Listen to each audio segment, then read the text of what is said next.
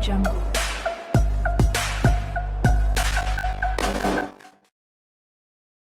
Hey guys, welcome back to my podcast. If you are new, my name is Tiffany, and this is where I talk about all of my favorite TV shows. So, welcome. And if you didn't know, I've been talking about Stranger Things season 4 lately, so that's definitely what we're going to be talking about today.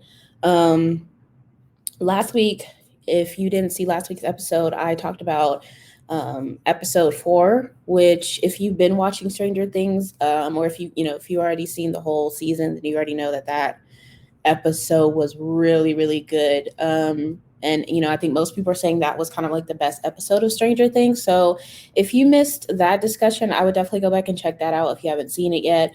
But today I'm going to be talking about episode 5, which is titled The Nina Project. And this episode, I would say from this episode all the way up until the finale is like full of revelations.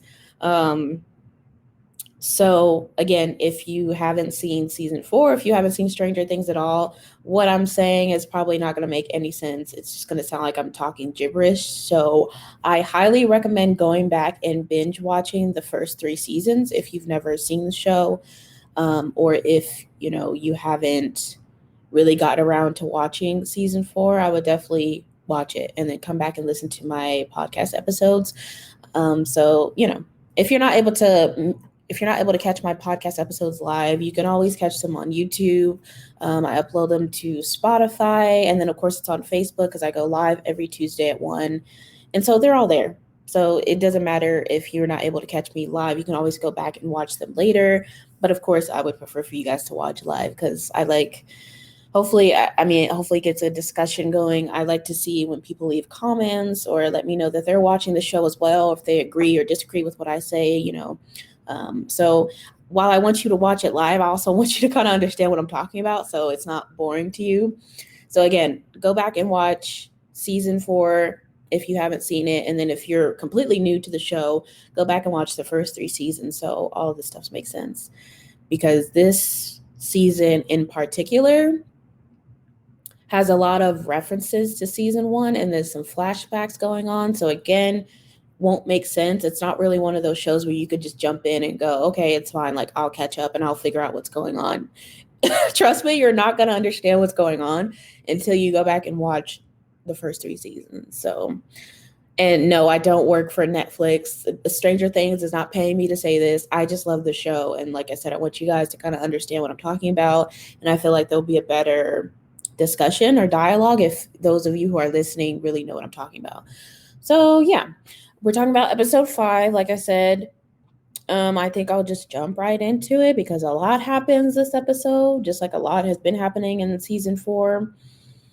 I would say, I think I already said that, but yeah, from this point on, there's just a lot of, I don't know if I would say secrets revealed, but there's a lot of things that we find out from this point on and then going forward that makes so much sense. Like stuff that there was hints of it in the beginning of season 4, but then once we kind of start to really realize and things get, revealed, then we're like, oh, that makes so much more sense. So I would say this was a good episode too. Definitely not the best compared to like not season 4, but compared to episode 4, but pretty good episode. I think episode 4 was just like bang, bang, bang, bang, bang, like one thing after another. And then episode 5 kind of brought it down a little bit, I think. Again, there was still a ton of stuff going on, but I don't think it was as like, I don't know. I just feel like I was on the edge of my seat with episode 4. So like I said, go back and listen to my podcast episode from last week if you didn't hear it, because it was crazy.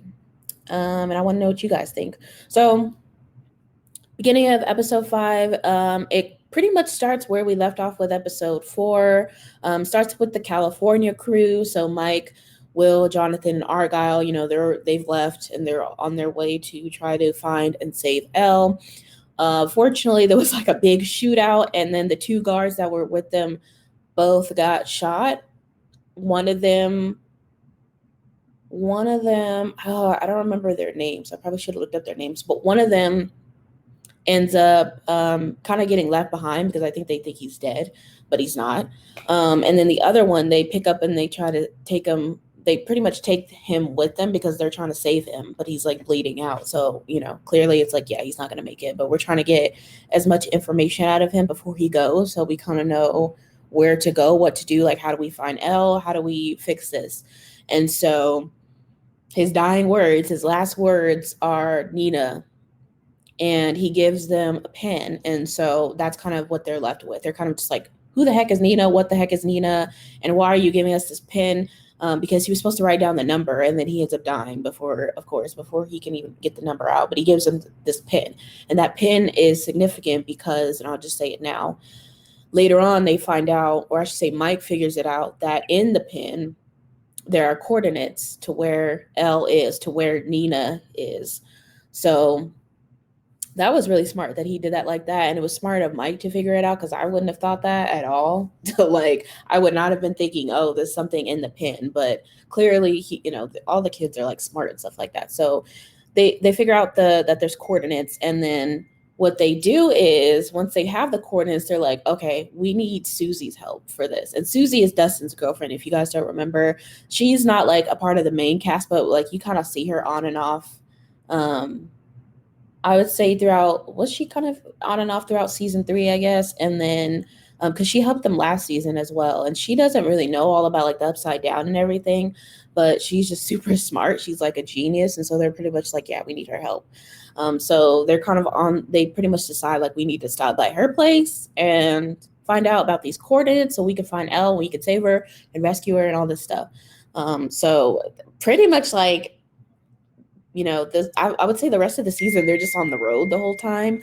And it's funny because, I don't know, it's just funny because I didn't think it was going to happen like that. Like, I figured that once they left that maybe like they would all, because like everybody's spread out, they're in California, then you have the Hawkins crew, then you have Hopper and Russia, and then like Joyce and Murray are on their way there too. So it's like everybody's spread out, and I'm just thinking, okay, well, everybody's probably going to meet together to fight, and then it doesn't really end up like that. So kind of like the whole time they're just on the road, but that's how it happened. So I'm sorry, let me make sure my phone is silent because I want y'all to be able to hear me. But yeah, so that's kind of what's going on with them. And then let's see, let me look at my notes, because like I said, so much stuff happens that I have to like write stuff down. Because I don't even have time to go back and rewatch the whole episodes because they're so long. Each episode is like an hour and a half for this season, by the way, in case you guys didn't know. So just fair warning, if you're not really into long TV shows, you're going to be in for a long episode. But I would say too, like, because so much stuff happens, it really, like, when I was watching it, it didn't seem like it was super long. The last episode is like over 2 hours, so it's definitely like a movie. But again, I was really into it, so to me, it didn't seem like, it wasn't like I was sitting there going, "Oh my god, how much longer this is going to be?" So I don't know, but that's just a warning in case you didn't know that the episodes were that long. At least in this season, the first 3 seasons, the episodes are like about an hour. I don't think they go over an hour. I don't think so. But anyway, back to what I was saying. So they find out about the pin and the coordinates, and they go to Susie for her help. And that's kind of what's going on with California crew. And then where we last left off is Elle decided to go with Dr. Owens because he's like, hey, we built this project for you. That's what Nina is, the Nina project, to help you get your powers back, essentially. And I like that he gives her the choice of like, you could come with me and we could try to help you, or you can go back to your friends and kind of decide what you want to do, but it's up to you. Like, I can't force you. And so, of course, she decides to go with him. And then in this episode, he's kind of showing her around, and pretty much it's like in this underground place, like in the middle of the desert, where like nobody would think to look, because obviously they have to keep it secret with like the military still looking out for her and everything. But it's like this whole thing that's built specifically just for her. And he's showing her around and everything. And he's like, hey, this is the Nina project. This is what it is. This is what we're going to try to do to help you. And out comes Dr. Brenner, y'all. I was like, are you serious? Like, I mean, I guess you probably shouldn't have been surprised, because in the first episode, there's that flashback to the Hawkins lab. And then they're showing him like getting ready and everything. And it was kind of like, why would you show that if there was no significance? You know what I mean? So should have known that he was gonna come back, but it was just like the entrance and stuff, like how he comes out, and Ella's just like, I know Ella's like, are you kidding me? Like, we thought you was dead. Why are you coming back now? And why are you coming out of the shadows, like out of nowhere? And it was just funny because I just remember being like, really, like he's really coming back now, and trying to act like they've been all good this whole time. And just the way he be speaking to her sometimes just really irritates me. And I'm just like, she don't like you. Like, get away from her. But anyway, so he comes out, and of course she didn't know that he was going to be there. So it's like a big surprise to her. And she looks really scared and upset. And I wonder, I'm not sure if she was really upset with Dr. Owens, but I kind of would have been, because I would have been like, why didn't you tell me he was going to be here? Because you did not mention that he was a part of this. But I think he knew. I think Dr. Owens knew, like, if he had mentioned that to her, she wouldn't have gone, or there would have been more resistance.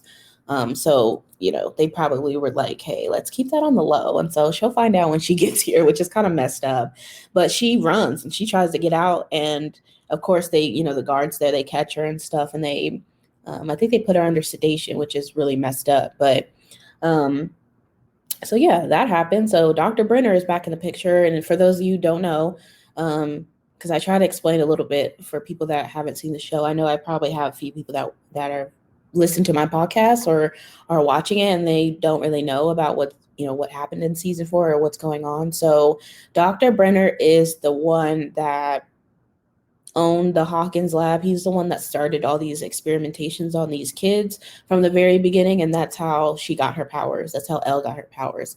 And so it's weird. It's kind of like I don't want to say he breeded them, but that's kind of what it is. Like he started off with one kid, and then he wanted to duplicate those powers with a bunch of other kids, and then ended up being like, I don't remember exactly how many there are. Maybe there were like 13 or something, but she's obviously number 11. And she kind of ended up being like one of his favorites because she's, really powerful. And I guess he just really connected with her and stuff. And so this is big debate about whether or not Dr. Brenner really loved and cared about Elle. And I've seen people go back and forth on it. I think it's really interesting how everybody has their own perspective. And I think even, what's his name? Matthew Modine, who plays Dr. Brenner, and then Millie Bobby Brown, who plays 11. I think they have their own interpretations of it. But I know, a lot of people were like, basically like, yeah, he did love her and he did care for her maybe as a child, or like one of his own, but it was in a very twisted and selfish way. And I kind of feel like that too. Like, I think he did care about her, but I think the way he went about things was just all wrong. And I think at the end of the day, it really came down to, because she had powers, because his experiment worked with her. You know what I mean? Like, if he had tried that experiment with her and it didn't work and she didn't have her powers, I'm talking about from the very beginning, I don't think he would have like cared for her as much as he did.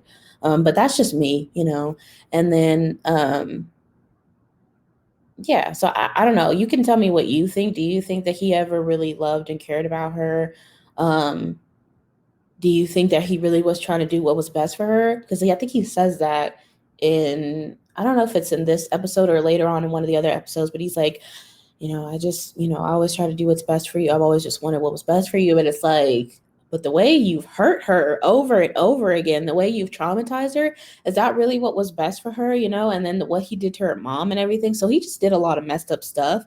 And not just with her, with the other kids too. So it's just kind of like, like if you really loved and cared about somebody, would you do that? I don't know. And again, like I said, it could just be that he did care about her, but he just had a really funny way of showing it. I don't know.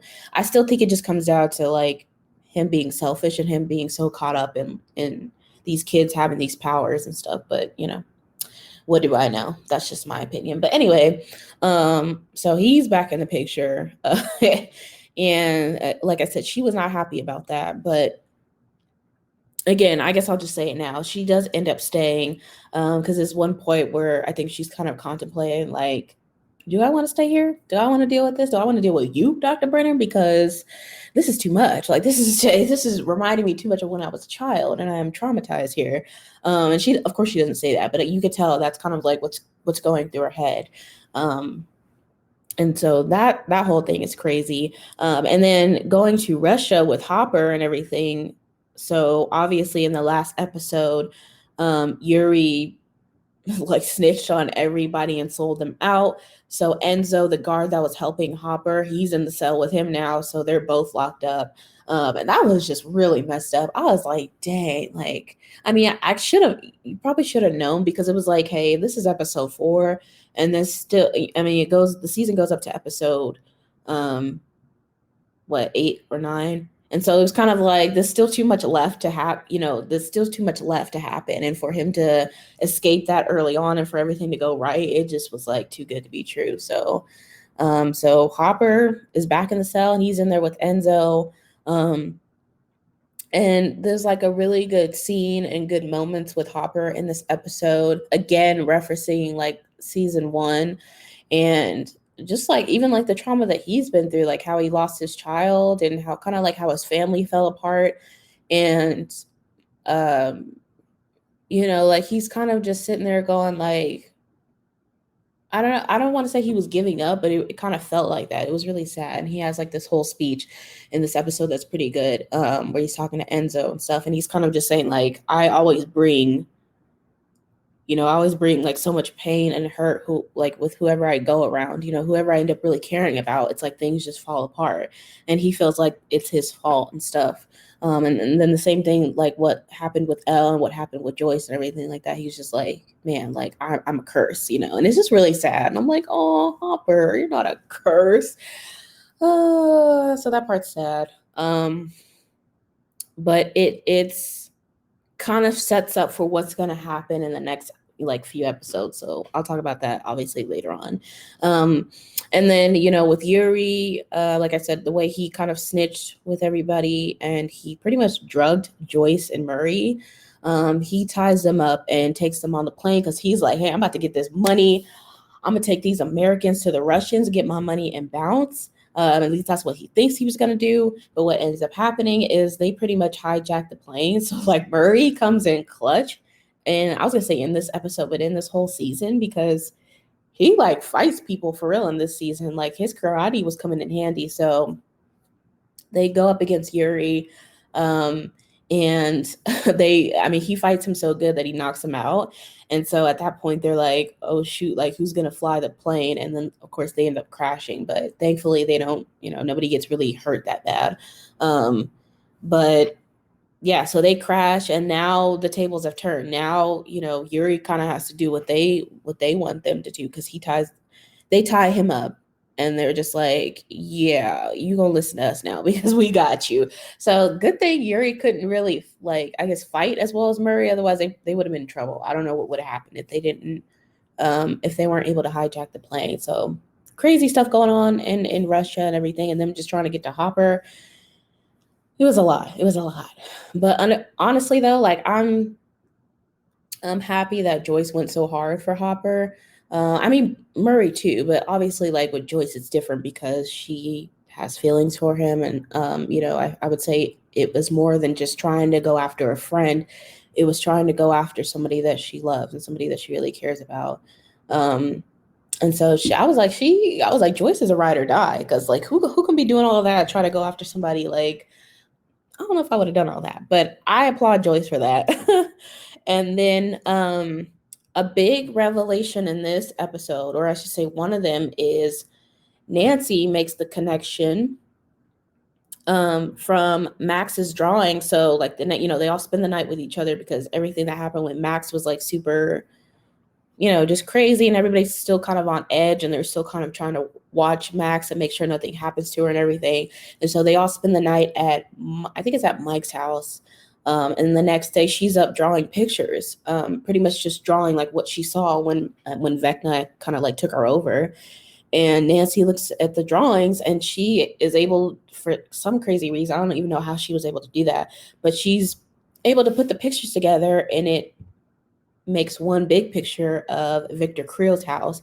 And so now we know there's a really big connection between Vecna and the place that he stays in the Upside Down, and then in Victor Creel's house. And so if you guys don't remember, Victor Creel is the guy that Nancy and Robin went to go see in the last episode, who is like, they deemed him as being crazy. They think he killed his own family. And basically, he's like, I didn't kill my family. This demon came in and killed my family. So that guy. So he plays a significant role to kind of like the whole, kind of like with Vecna and just kind of the whole story as it unfolds, and you'll see. But yeah, so we know that there's a big connection to this house. And so, immediately they're like, we got to go to this house, which again, I don't know if I'd be doing that. I'd be like, hold on, y'all. Like, do we really want to go in this house? Like, we don't know what's in there. We don't know what we're getting ourselves into. But you know how the Stranger Things kids are. I mean, they just go for it. They don't hold back on anything. So again, I'm like, yeah, couldn't be me. Even at this big age, I would have been like, no, I think I'm going to stay behind. And honestly, like them going into this like creepy old house and them like, trying to look for clues and all this other stuff really reminded me of like it gave me it vibes. Did anybody else think that when they were watching it? I was just like, dude, this reminds me of it, especially, I guess you could say especially in the first one, because they were kids in the first one, and how they all, well, they don't all go in there at once, but how they go into the house because they know that's where Pennywise is, and they're pretty much trying to figure out like where exactly he's staying. And I don't know, it just reminded me of it. So I thought that was funny. And I'm not sure if they intentionally did that, if that was kind of to pay, homage to Stephen King and the It story and everything, or if they just decided to add a creepy old house into the storyline. I don't know, but that's what it reminded me of. So I thought that was pretty cool that they did that. Um, and then back to Elle. So with Elle, what I really liked with what they've done, kind of, I guess, with her storyline, and then in this episode particularly, is like her having to relive her past trauma. And again, reminds me of It. I swear it's the same thing. I'm not tell me I'm not crazy that does not remind you of like the story of It, if you know the story of It. So you know that like Pennywise the clown is pretty much representative of like all your fears and the things that you are, the things you're scared of, the things that really haunt you deep down inside, the things that you're guilty of, all that kind of stuff. And I feel like it was the same way with Elle, like that, her trauma and everything, all that was connected to her getting her powers back. So she kind of realized that, like, in order for me to remember exactly what happened, and in order for me to get my powers back, I'm gonna have to like deep dive into my mind and remember all this horrific stuff that happened to me when I was younger. And it was just so bad that I'm sure her mind was like trying to block it out. And I think that, I think that happens in real life when people go through traumatic situations, and especially when they're younger and they don't remember, because it's like their mind is like, nope, don't think about it. Don't think about it. We're going to push it way, way back into your mind so you don't remember. And so pretty much Dr. Owens and Dr. Brenner are like, yeah, you're going to have to remember in order to get back to yourself and to get back to your powers, in order for her powers to reignite, basically. So it's all mental work. It's not even like physical training. It's all mental, which is like probably harder than having to go through physical training. And so like this girl, she's been through a lot. And then even in the flashbacks that we see, because she kind of keeps reliving the same scene over and over. And I think that was, their way of saying like, your mind, you keep resisting and you have to just get through this memory. Like you have to get through it. You can't keep turning away and running away. And that's kind of what she does at first. And in the flashbacks, we see that she was like bullied. And I'm like, she was bullied in the lab too? Like, what the heck? So, because we already know that she was bullied in high school. In the beginning of the season, we kind of see her having a hard time with school, and, kids picking on her because she's different and she's quiet and all this stuff. And then we see now there's like parallels of her getting bullied in the lab, and she was much younger then.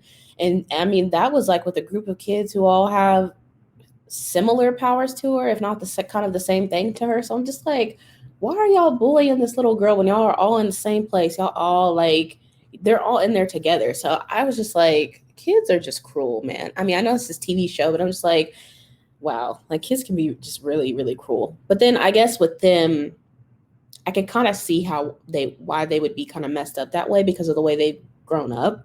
They've been living their life in a lab, and obviously that's not normal for any kid to grow up in that way, and they've been experimented on and all that kind of stuff. So I mean, I kind of give them the benefit of the doubt with that, but at the same time, like, y'all should not be bullying her when you're all like kind of going through the same thing. But anyway, so yeah, so we kind of see that, like, I think she pushed that memory away too, not just with the whole massacre and everything, but just what happened with the way those kids treated her and everything. So that I was like, man, this girl, if you ain't never seen a character traumatized, this girl is traumatized with a capital T, okay? And she's only 15. Like, they're only 15 in this. And then the flashback, I don't even know how old she is. She might have been like 10 or 11. I don't even know. She might have been younger than that. But she was like way younger and way smaller. So I really feel bad for her. But it's just really interesting how it all goes back to, like, trauma and kind of dealing with your mental in order to just in order to, like, get through something. Like, it's like you have to deal with this over here before you can come over here. And again, I think it's just the same. It was the same thing with it. It was all like psychological horror, which I find really interesting. I think that kind of stuff is kind of more scary than any like creature or a monster and stuff, because that's something that, like, all of us could, I think, somewhat relate to, or any of us could end up going through if we happen to go through something that's really tragic or something that really traumatizes. It's like the potential of it happening to any of us, I think, is what makes it really scary. And so yeah, I like the way that they played with that. Well, that's not the right way to say it, but I like the way they did that with Elle's storyline, and the way, like, us as an audience, we kind of had to follow along with her of what really happened to her, because I think a lot of the stuff that they were showing as far as flashbacks and things that happened in the lab, I don't think they really showed all of that in season 1. At least I don't remember, because I barely remember what happened in the first 2 seasons. It was so long ago. But yeah, I don't think we as an audience knew that she was getting bullied like that, and we didn't know how we don't know how all these kids ended up dying and how she was the only one that came out of it. And even she doesn't know. So, like, it's like the audience and Elle is going through it all at the same time, which I kind of like the way they wrote that, and the way they kind of just took the audience through Elle's journey, and the way we all had to find out things the same time that she was finding out things. So I thought that was pretty cool. And so I'm going to take a pause really quick to remind you guys that my podcast is sponsored by Streann Media. So the way I'm able to go live every Tuesday at 1 p.m. With you guys is because I use the Streann Studio software. I mean, really not much to it. It's very simple to use. I pretty much say this all the time, that if you know how to use Zoom, if you know how to use Google Meet, or if you know how to do any type of live streaming, then you could definitely do this as well. And you don't just have to live stream through Facebook. That's just the way I do it. You can live stream through Twitch and YouTube and probably like multiple other social media channels. And if you noticed, sometimes when I start my podcast, I started off with this little intro, and it's kind of like a countdown, just so it kind of gives me a second to like look over my notes and get things situated on my phone. And so I really like that feature. I've been kind of using that a little bit more. And this comes with Streann Studio software. This isn't something I created. This is all from Streann Media. So I kind of just use the features that they have available, because it's pretty cool and it's pretty simple for me to use. And they even have like an outro one too, although I don't really use that. I typically would just go like, hey, I'll see you guys next week, and then I just end it. So I guess if you want me to try that out, I could do that too, just to show you guys. But I like using the little intro, like the little countdown, so you know that for those of you that watch me live, you know that I'm about to come on.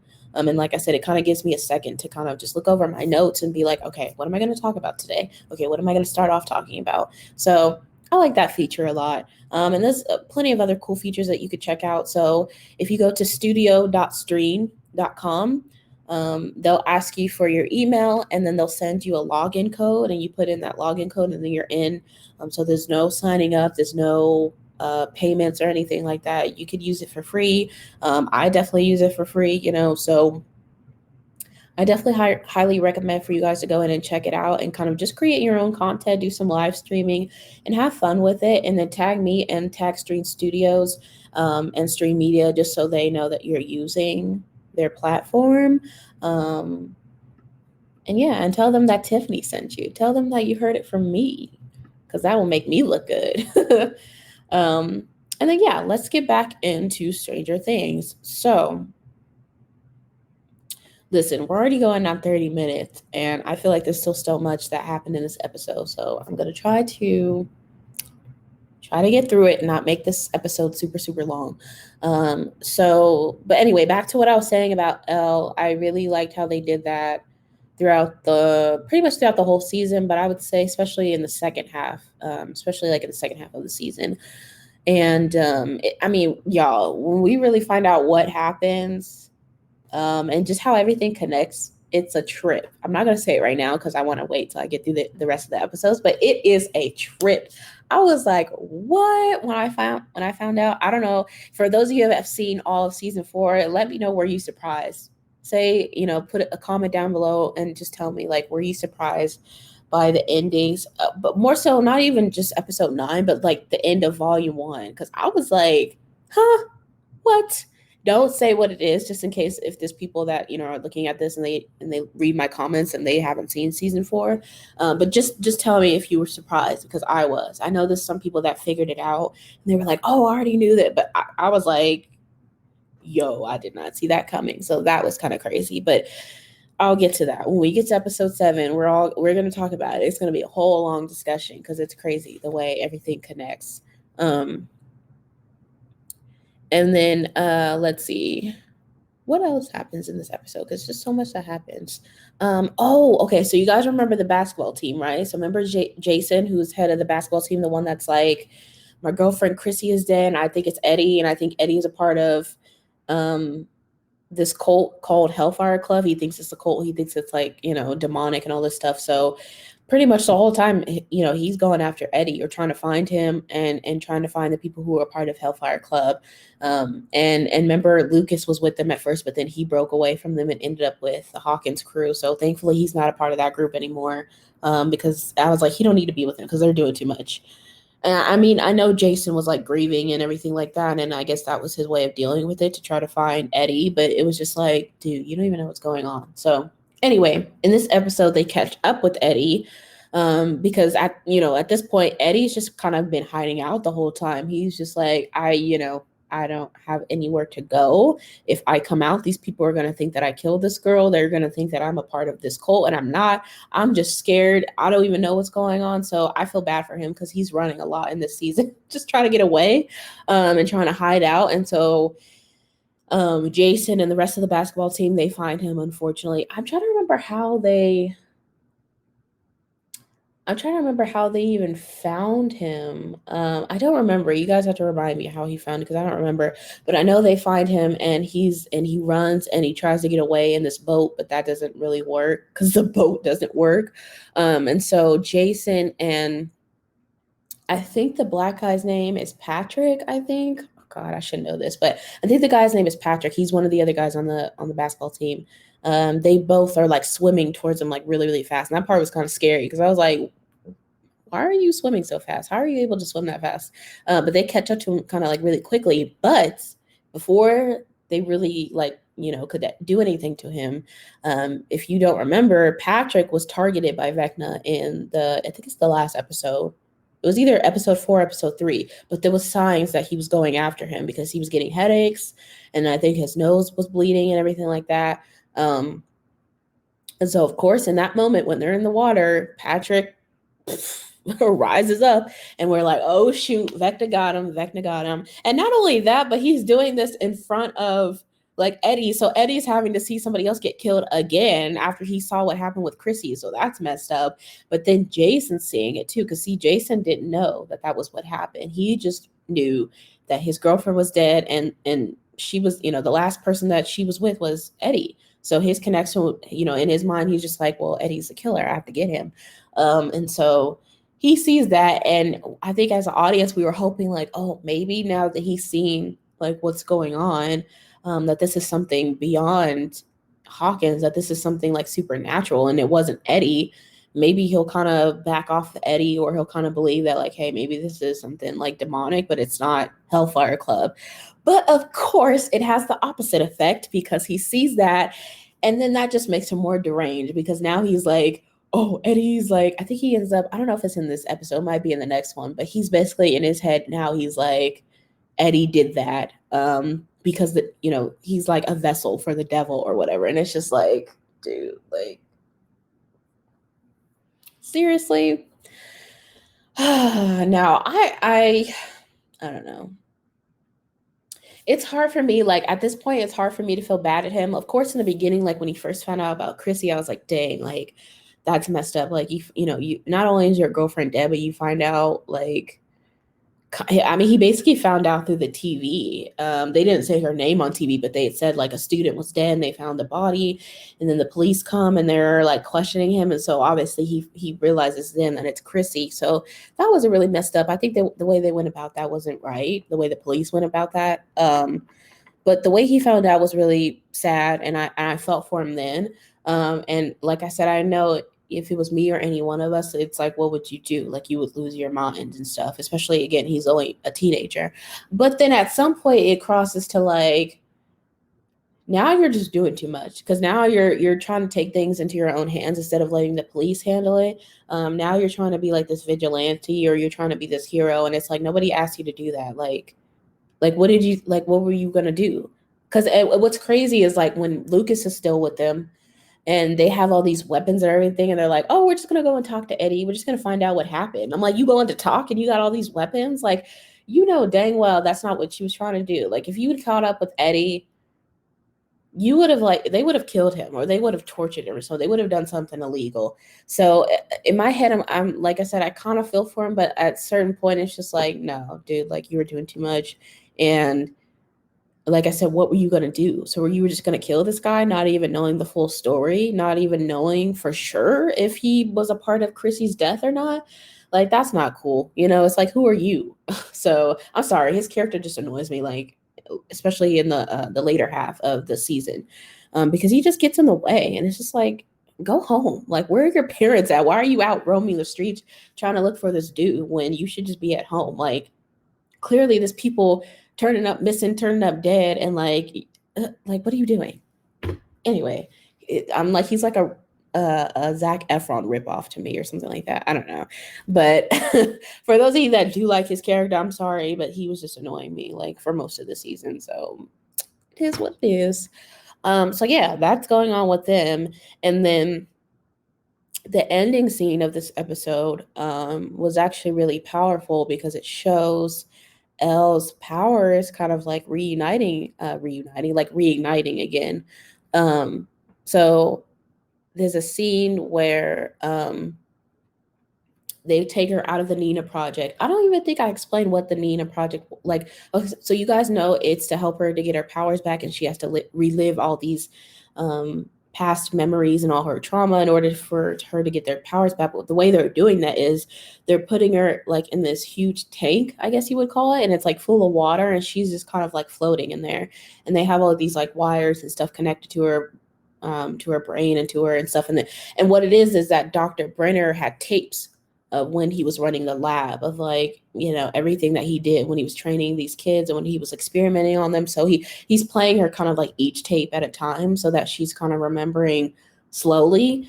And again, like weird, why do you have all these tapes? But anyway, so that's like the Nina project. That's the way she's reliving these memories. That's the way that she's going to get her powers back. And so there's a scene where she kind of starts to have a panic attack, and they have to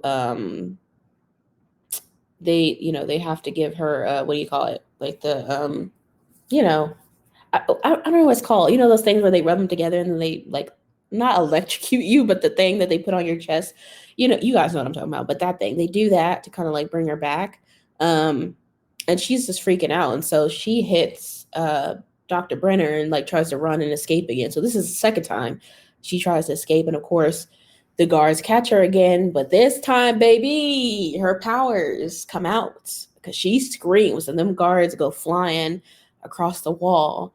And I think we were all like cheering. I know everybody watching that was like, oh, she got her powers back. Oh my God, like Ella's back in business. Let's go. Because we haven't seen her with her powers since season 3. So that was like crazy to see.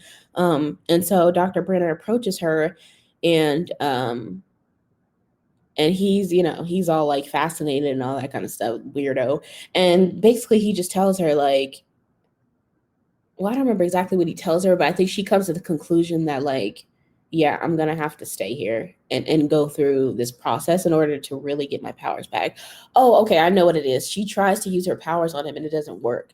And so she sees that like, okay, my powers are still there, but it's not quite, they're not where I need them to be, you know. It's not back all the way, like 100%. And so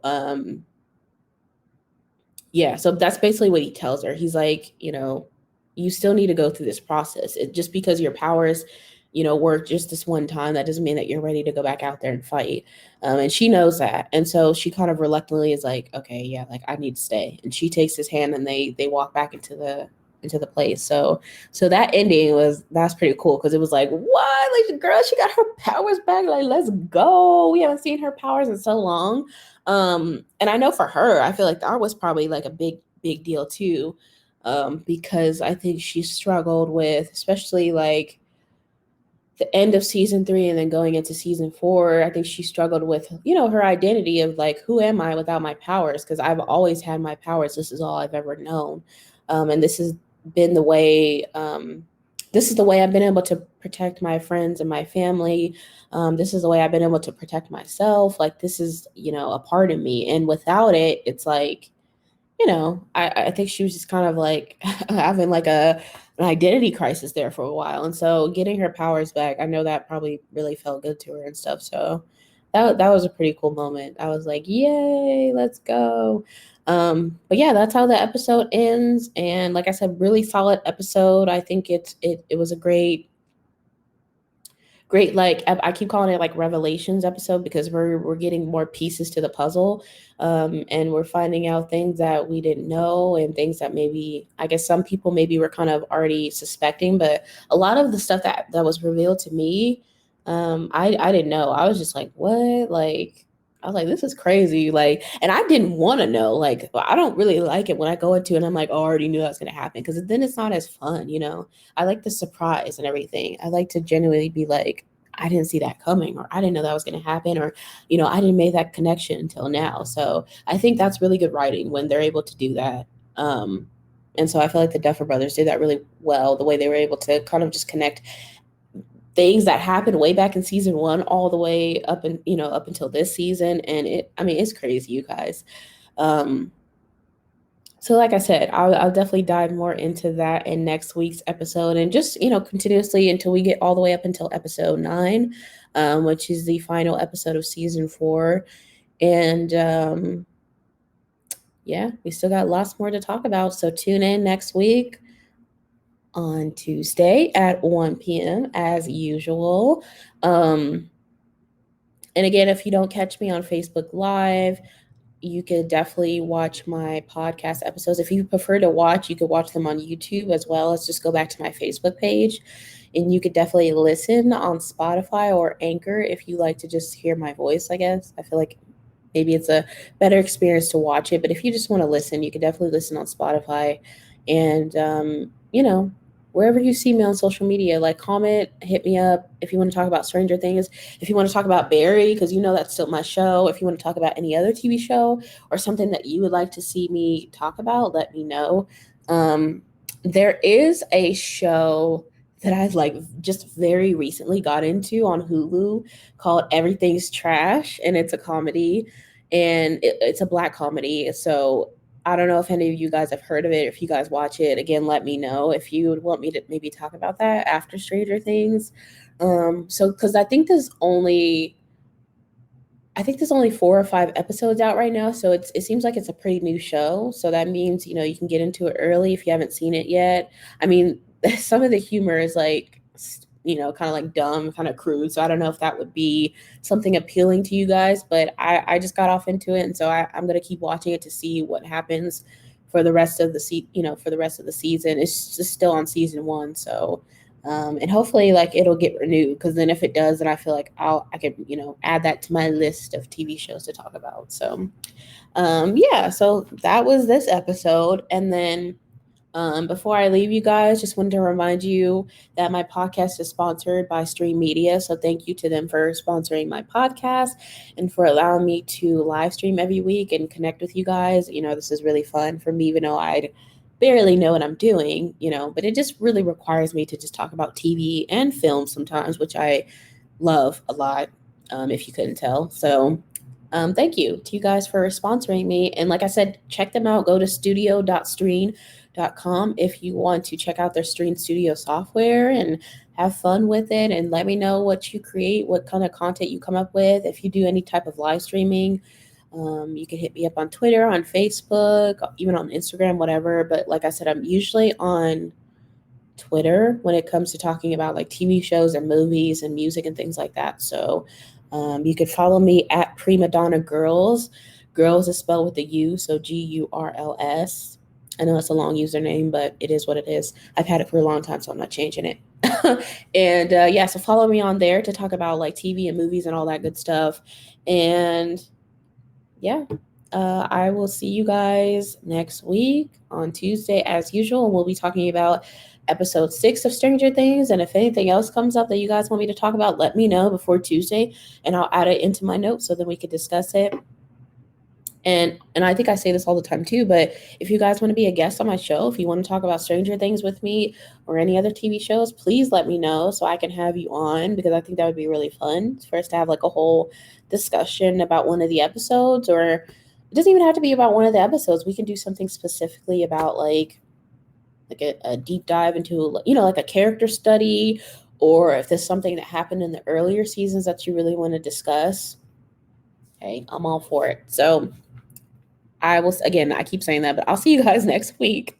And hope you guys are having a good day. And I'm going to peace out because I've been talking too much. So bye bye.